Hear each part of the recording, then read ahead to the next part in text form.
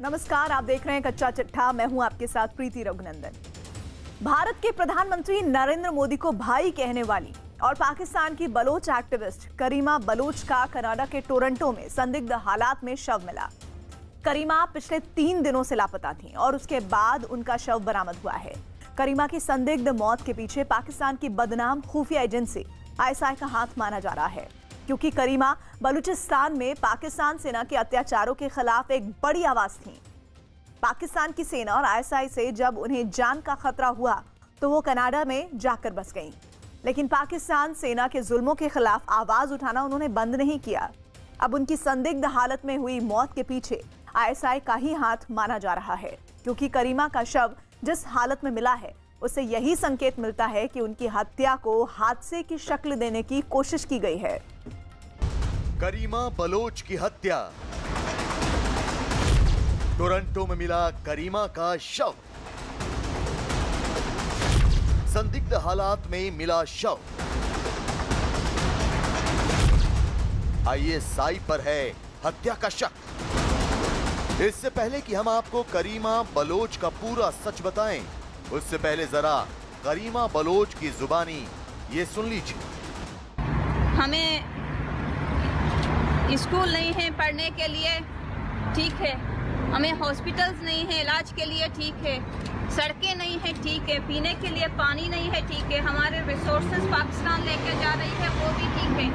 लेकिन पाकिस्तान हमारे उसी हालत में भी हमें वहाँ पे अपने ज़मीन पर जीने नहीं दे रही है। अब वो हमारे माओं को, हमारी बहनों को उठा के ले जा रही है। ये है करीमा बलोच, जो अब तस्वीरों के फ्रेम की मिल्कियत है, जो कि कनाडा में बतौर शरणार्थी रह रही करीमा बलोच अब इस दुनिया में नहीं है। पाकिस्तान के जुल्म और सितम के खिलाफ खुलकर आवाज उठाने वाली बलोच नेता करीमा बलोच कनाडा के टोरंटो में मृत पाई गई। हत्या और हादसे की रोशनी में पुलिस ने शव की शिनाख्त की। करीमा रविवार से लापता थी। उन्हें आखिरी बार रविवार की दोपहर 3 बजे के आसपास देखा गया था। पीड़ित परिवार ने करीमा को खोजने के लिए पुलिस की मदद मांगी थी। करीमा के परिवार ने उनका शव मिलने की पुष्टि की।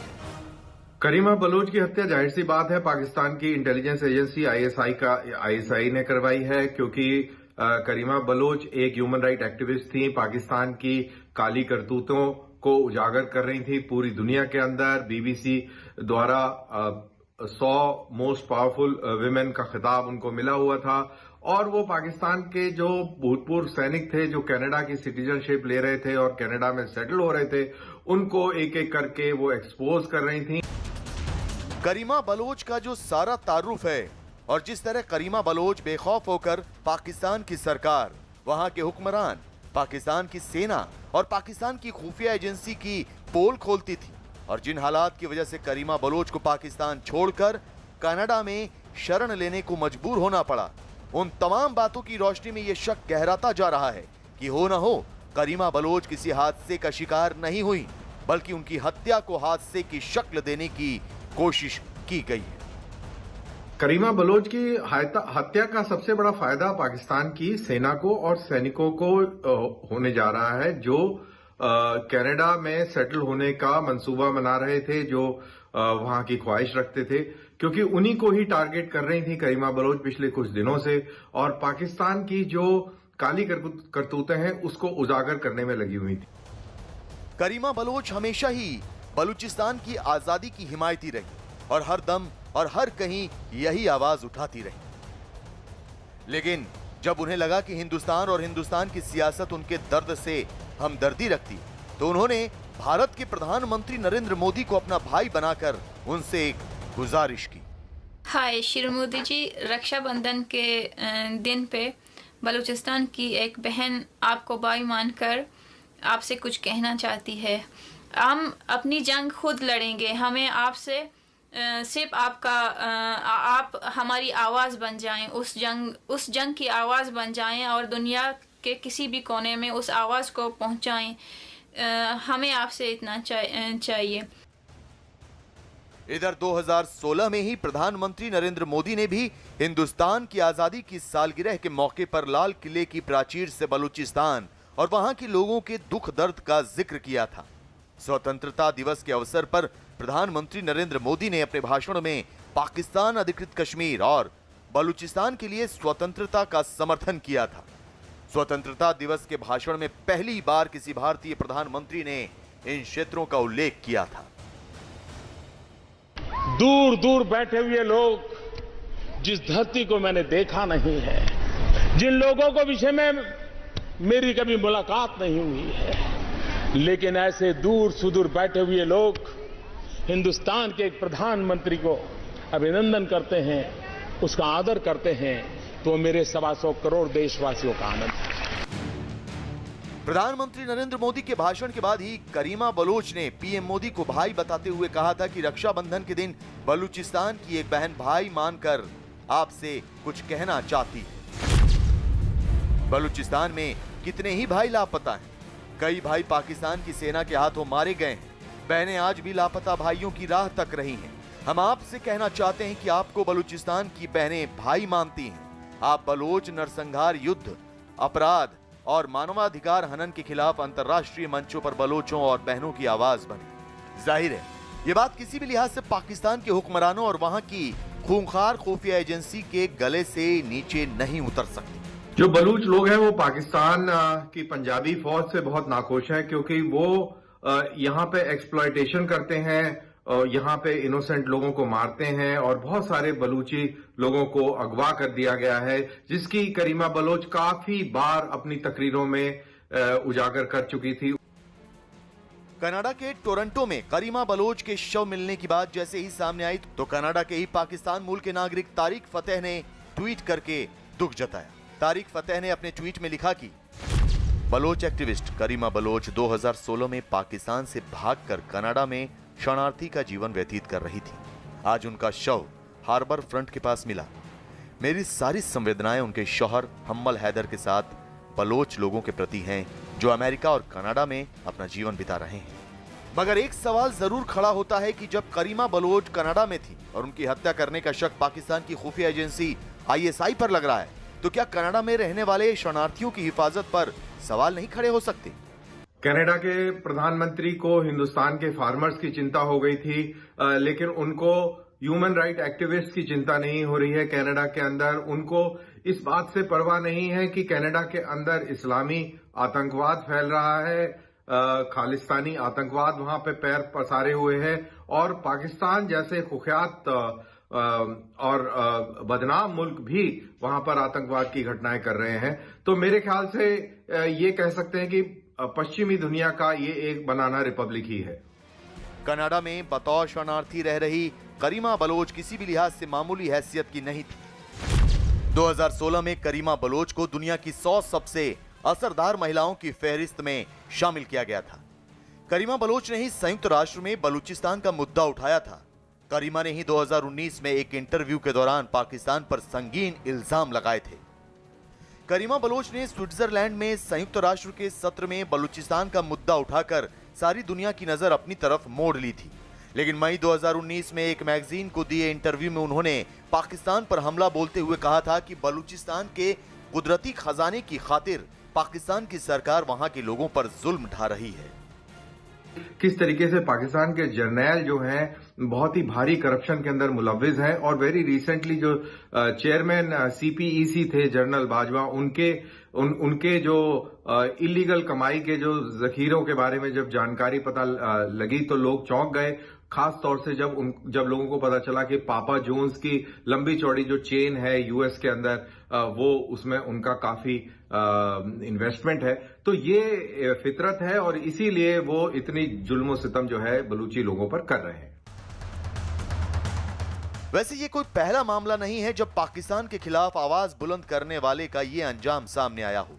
कुछ अरसा पहले बलोच पत्रकार साजिद हुसैन भी स्वीडन में मृत पाए गए थे और वो भी 2 मार्च से लापता थे। और ये भी बात सामने आ चुकी थी कि पाकिस्तान सेना और खुफिया एजेंसी ISI उन लोगों पर अलग अलग तरह से जुल्म ढाती है, उन्हें डराती है, जो पाकिस्तान सरकार के खिलाफ मुंह खोलते हैं।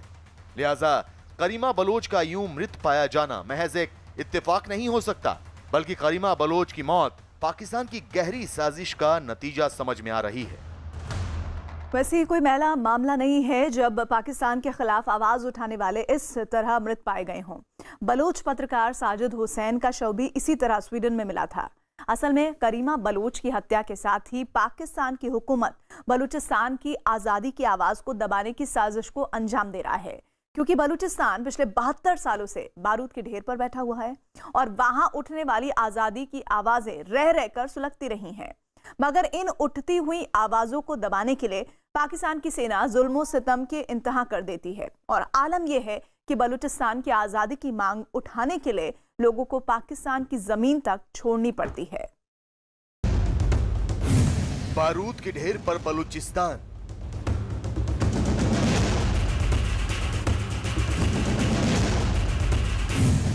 बहत्तर साल से सुलग रहा है बलूचिस्तान। बलूचिस्तान में आजादी की चिंगारी,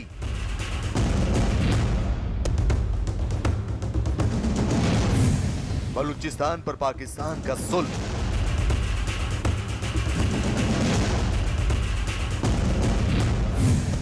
सोने की खान बलूचिस्तान। बलूचिस्तान पाकिस्तान का सबसे बड़ा सूबा,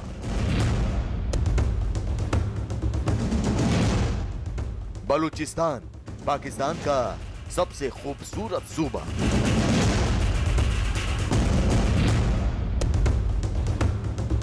बलूचिस्तान पाकिस्तान के 44% इलाके में फैला।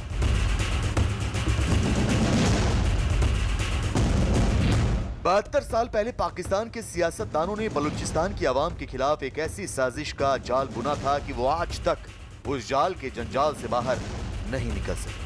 72 साल पहले पाकिस्तान ने जबरन बलूचिस्तान को अपना सूबा घोषित कर दिया था। बस तभी से बलूचिस्तान में आजादी की चिंगारी सुलग रही है।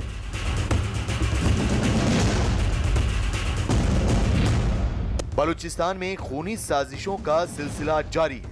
साजिश इमरान सरकार और पाकिस्तान सेना के साथ साथ उसकी बदनाम खुफिया एजेंसी ISI के जुल्मों सितम के खिलाफ आवाज उठाने वाले लोगों को निशाना बनाने की, जिसका सबसे ताजा तरीन शिकार है करीमा बलोच।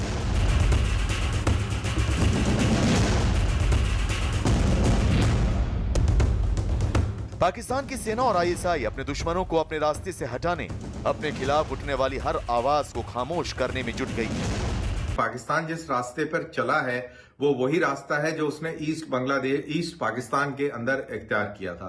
तो ये उसी दमनकारी नीति के तहत चल रही है। पहले भी इन्होंने 70 के दशक में इस प्रकार की दमन कार्रवाई करी, फिर मुशर्रफ के टाइम में करी और उससे पहले ज़ियाउल हक के टाइम में भी करी। तो ये दमनकारी कार्रवाइयां करते रहते हैं। फौज के सहारे उन्होंने हमेशा से जो वॉइसेस हैं, गरीब लोगों की आवाज है, उसको कुचला है। कुछ अरसा पहले ही बलूचिस्तान रिपब्लिकन पार्टी यानी BRP के मीडिया सेल का एक ट्वीट सामने आया था, जिसमें बलूचिस्तान की आजादी की जंग के खिलाफ पाकिस्तान की हुकूमत के खूनी खेल की गवाही छिपी थी। बलूचिस्तान के केज प्रांत में कई इलाकों में पाकिस्तान की सेना ने खतरनाक ऑपरेशन चला रखे हैं। इस ऑपरेशन में गनशिप हेलीकॉप्टर भी शामिल है। शहरी इलाकों पर हमले हो रहे हैं। पाकिस्तान की सेना बलूचिस्तान की आवाम पर किस कदर जुल्म ढा रही है, इसकी एक मिसाल तस्वीरों में कैद ये चेहरे हैं। पहली तस्वीर महराज और उसके भाई इमरान की है, दूसरी तस्वीर परवेज बलोच की है, तीसरी तस्वीर समीउल्लाह की। बलूचिस्तान मीडिया के मुताबिक इन चारों लोगों को पाकिस्तान की सेना बिना किसी गुनाह के इनके घरों से उठाकर ले गई और अब इनका कहीं अता पता नहीं चल रहा। इनके घर वाले इनकी रिहाई के लिए पाकिस्तान की सेना और सरकार से गुहार लगा चुके हैं, मगर कोई फायदा नहीं हुआ। ऐसे ही लापता और पाकिस्तान की सेना की गोलियों का शिकार हुए लोगों का जिक्र करीमा बलोच ने भारत के प्रधानमंत्री नरेंद्र मोदी से भी किया था। आजाद बलूचिस्तान की मांग की आवाज सिर्फ पाकिस्तान में ही नहीं बल्कि पाकिस्तान के बाहर 7 समंदर पार यूरोप के कई मुल्कों में भी गूंज रही है और करीमा बलोच उन्हीं आजाद आवाजों में से एक थी।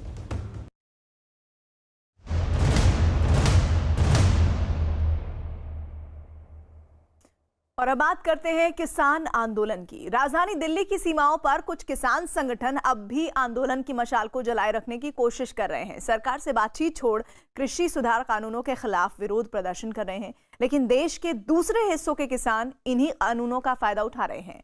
कॉन्ट्रैक्ट फार्मिंग जैसे तरीकों का इस्तेमाल कर मालामाल हो रहे हैं। कैसे कॉन्ट्रैक्ट फार्मिंग से किसानों की किस्मत बदल रही है, कैसे किसानों की जेब भर रही है और कैसे भ्रमजाल तोड़कर किसान कृषि सुधार कानूनों के समर्थन में खड़े हो रहे हैं, ये वो सवाल हैं जिनके जवाब तलाशने के लिए हमारे रिपोर्टर खेत खलियानों तक पहुंचे, किसानों से बात की। देखिए ठेके पर खेती की सच्चाई बयां करती ये एक्सक्लूसिव रिपोर्ट जो भ्रम की दीवार खड़ी करने वाले एजेंडाधारियों को बेनकाब कर देंगी।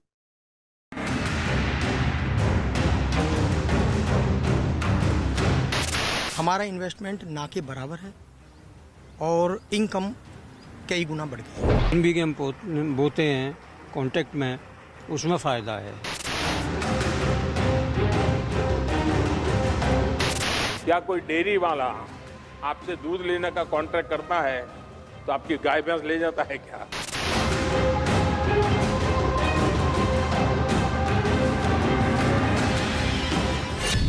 किसानों का भ्रम तोड़ती ग्राउंड रिपोर्ट।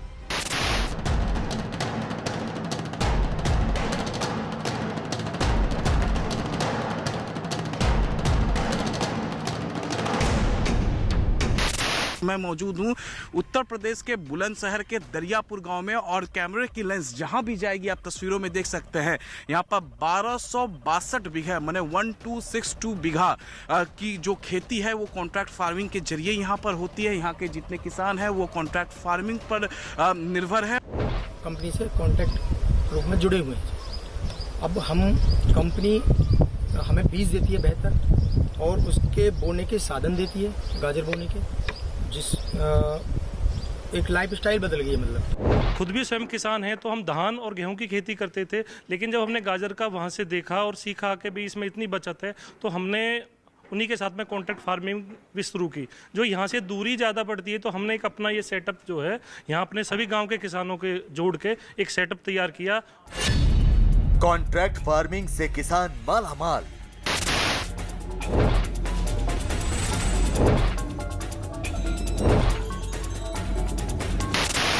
पैसे भी ज्यादा, प्रॉफिट भी ज्यादा। पैसे भी जब लागत ज्यादा लगेगी और वो होगा तो पैसे भी मिलेगा, फालतू पैसे भी मिलता है। हाँ, तो खुश हैं आप इससे? कॉन्ट्रैक्ट फार्मिंग से आप खुश हैं? हाँ खुश हैं। कॉन्ट्रैक्ट फार्मिंग से आप खुश हैं? हाँ खुश हैं। माल उठाने के बाद हमने 15 दिन में अपने अकाउंट में पैसा जमा होते हैं। कृषि सुधारों से अन्नदाता खुश हुआ। दिल्ली की सीमाओं पर किसान 27 दिनों से आंदोलन का झंडा थामे विरोध प्रदर्शन कर रहे हैं। किसान कृषि सुधार कानूनों की मुखालफत में आवाज बुलंद कर रहे हैं, लेकिन दिल्ली से दूर खेतों में मौजूद किसानों के चेहरे अपनी लहलहाती फसल देखकर खिल रहे हैं। कृषि सुधार कानूनों की वजह से किसानों की बढ़ती आमदनी उनकी खुशी का सबब बन रही है। आज हम आपको दिखाएंगे कैसे कॉन्ट्रैक्ट फार्मिंग यानी अनुबंध खेती पर फैलाए जा रहे भ्रमजाल को तोड़कर उत्तर प्रदेश और गुजरात के किसान मालामाल हो रहे हैं। कैसे परंपरागत खेती छोड़कर कॉन्ट्रैक्ट फार्मिंग के जरिए किसानों की आय 2 गुनी हो रही है।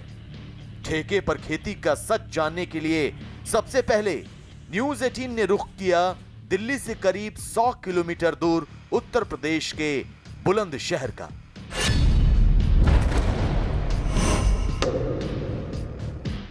यह बुलंदशहर का सिकंदराबाद तहसील है। चटक धूप के नीचे किसान खेती कर रहे हैं, ट्रैक्टर चल रही है, फसल काटी जा रही है। तो यहां मौजूद किसानों की आंखों की चमक बता रही है कि कृषि सुधार कानून भले ही आंदोलन कर रहे किसानों को रास नहीं आ रहे, लेकिन इससे उनके हालात, उनकी जिंदगी जरूर बदल गई है। खासकर उस कॉन्ट्रैक्ट फार्मिंग से जिसे लेकर हौवा खड़ा करने की कोशिश की जा रही है। दरअसल बुलंदशहर जिले के सिकंदराबाद तहसील और आसपास के इलाकों में 6000 बीघे में कॉन्ट्रैक्ट फार्मिंग हो रही है। खास बात यह कि गन्ने, गेहूं और धान की खेती की जगह यहां सिर्फ गाजर की कॉन्ट्रैक्ट फार्मिंग हो रही है। लेकिन क्या कॉन्ट्रैक्ट फार्मिंग से किसानों को फायदा हो रहा है? क्या गन्ने की जगह अनुबंध खेती में गाजर उगाने से उनकी जेब भर रही है? ये जानने के लिए सबसे पहले न्यूज 18 पहुंचा दरियापुर गांव। सर 10-15 साल से कर रहे हैं सर। 10-15 साल से आपका कॉन्ट्रैक्ट फार्मिंग कर रहा है। जब कॉन्ट्रैक्ट फार्मिंग से पहले क्या आपका हालत था और आज की स्थिति क्या है? तब से तो बहुत ही बेटर है, इस टाइम बहुत अच्छा है। उस टाइम हम गेहूं की और धान की सीधी फसल करते थे, अब इस टाइम गाजर कर रहे हैं। गेहूं में हमें 4-5 हज़ार रुपये बीघे का वो मिलता था और गाजर में 15-20 हज़ार रुपये के आसपास पड़ जाते हैं। तो मशीनरी के पहले हम गाजर बोते थे, देसी भी बोते थे, तो वो नीचे बखेर के बोते थे। मशीन बढ़ गई, मशीन पैड बीज की सहूलियत हो गई है और पैड है स्प्रे की, मतलब सारी सहूलियत काफ़ी अच्छी बढ़ गई है। विनय चौधरी तो खुश हैं, लेकिन क्या कॉन्ट्रैक्ट फार्मिंग से बाकी के किसानों को भी फायदा हो रहा है?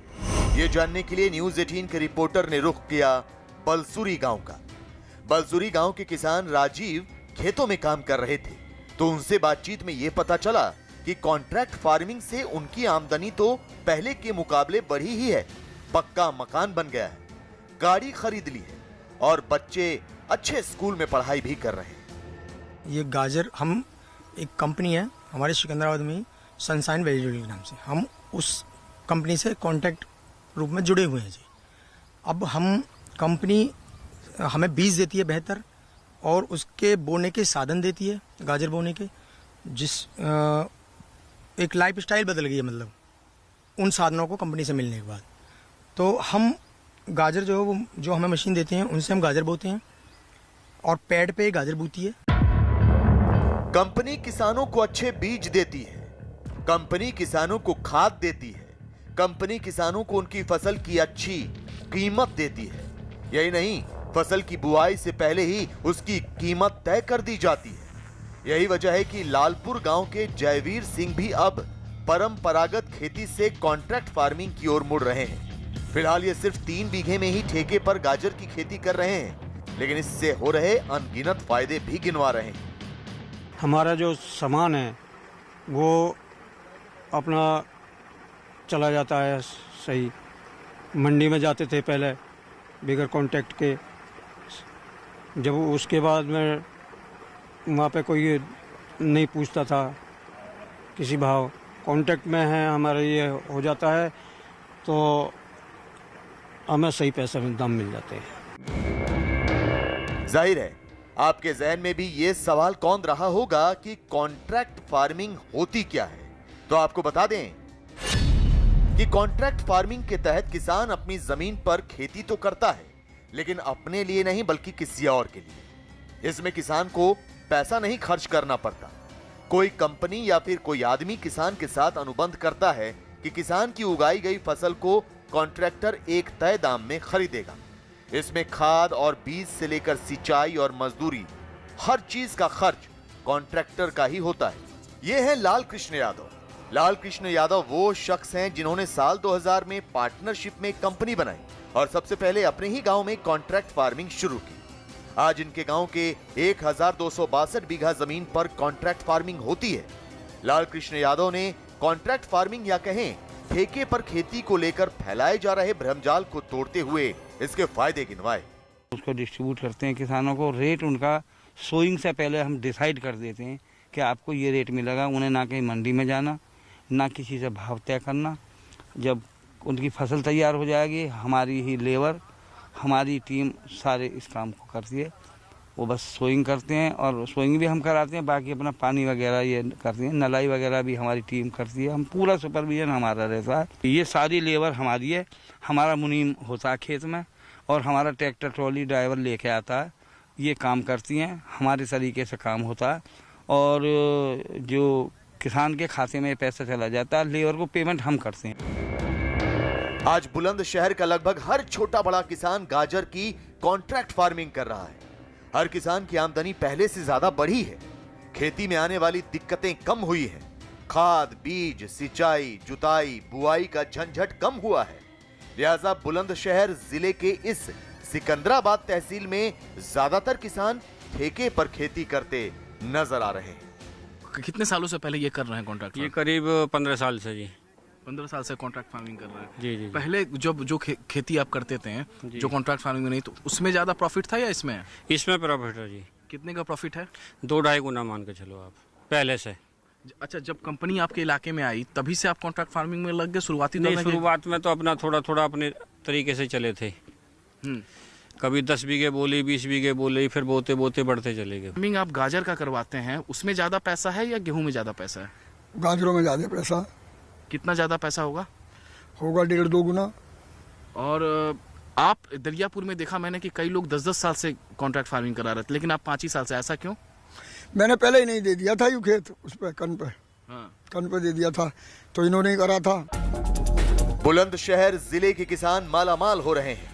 यहाँ के किसानों के चेहरों पर तसल्ली साफ नजर आ रही है। तो न्यूज़ 18 ने उस प्लांट का भी मुआयना किया जहाँ गाजर की कॉन्ट्रैक्ट फार्मिंग के बाद उसकी धुलाई और पैकिंग होती है।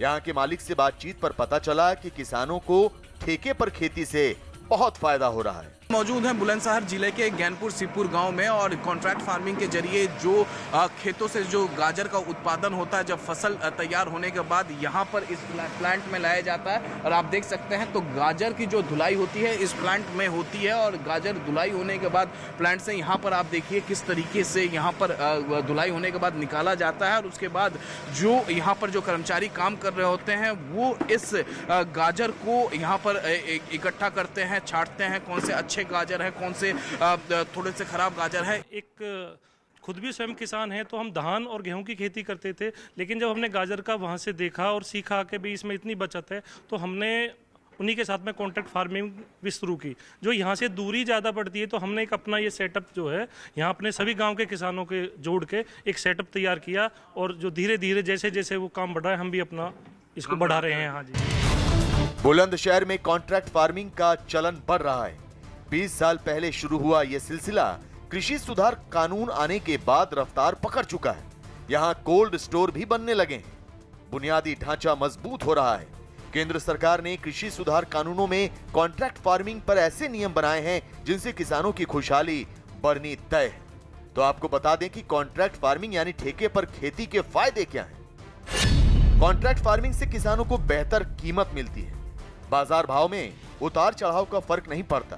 किसानों को बड़ा बाजार मिलता है। किसानों को सीखने के अवसर मिलते हैं। खेती के तरीके में सुधार होता है। किसानों को बीज खाद में मदद मिलती है। फसल की गुणवत्ता और मात्रा में सुधार होता है। मैं आपसे जानता हूं, क्या कोई डेयरी वाला आपसे दूध लेने का कॉन्ट्रैक्ट करता है तो आपकी गाय भैंस ले जाता है क्या? कोई फल सब्जी खरीदने का उद्यम करता है तो क्या आपकी जमीन ले जाता है? क्या आपके प्रॉपर्टी उठा के ले जाता है क्या? देश के प्रधानमंत्री नरेंद्र मोदी ठेके पर खेती को लेकर बनी भ्रम की दीवार को ढहाने की कोशिश कई दफा कर चुके हैं। देश के कृषि मंत्री भी आंदोलन कर रहे किसानों को इस बारे में समझा चुके हैं। लेकिन अब भी राजनीति की थाली में परोसी गई आशंकाओं ने आंदोलन कर रहे किसानों को भ्रमित कर रखा है। जबकि सिर्फ उत्तर प्रदेश ही नहीं बल्कि देश के दूसरे हिस्सों का किसान भी कॉन्ट्रैक्ट फार्मिंग के फायदे उठा रहा है।